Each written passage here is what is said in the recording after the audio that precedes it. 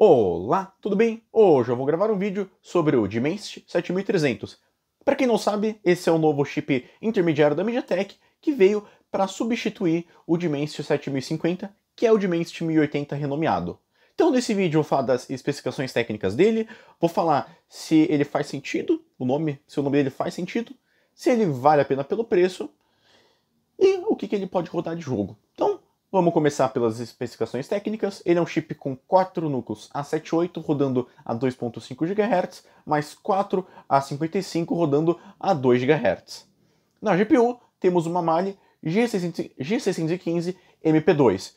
O que tudo isso daí significa? Significa que ele vai ter uma evolução de uns 20% em relação ao Dimensity 1080 7050, o que é uma evolução bacana, é importante, mas esses 20% basicamente vai deixar ele no nível do 778G. Quando você aplica 20%, por exemplo, no AnTuTu, você vai ver que ele vai dar exatamente o valor da GPU do 778G. E isso faz sentido quando você olha a teoria, porque temos uma Mali G615, temos GPU bem potente, mas ela só evoluiu 15% em relação à G610, e ela só tem 2 núcleos. Então não é uma GPU lá tão potente. E outra coisa que esse chip não faz muito sentido, quando você compara ele com o 7200, ele perde em boa parte das coisas para o Dimensity 7200. Porque, por exemplo, a CPU, beleza, 4 a 78, ele até ganha no multicore, mas no single core ele apanha do 7200. O 7200 usa 2 a 715 rodando a 2.8 GHz, que é uma CPU assim com single core muito mais potente. Na GPU também, ele usa uma Mali G610 MP4, ou seja, o dobro de núcleos do nosso Dimensity 7300. E você fala, mas o 7300 tem uma arquitetura melhor. Ah, mas 15% melhor com metade dos núcleos não bate, ele perde. Então ele vai perder do Dimensity 7200, tanto em CPU quanto em GPU. Na CPU a única vantagem que ele vai poder ter é o multicore.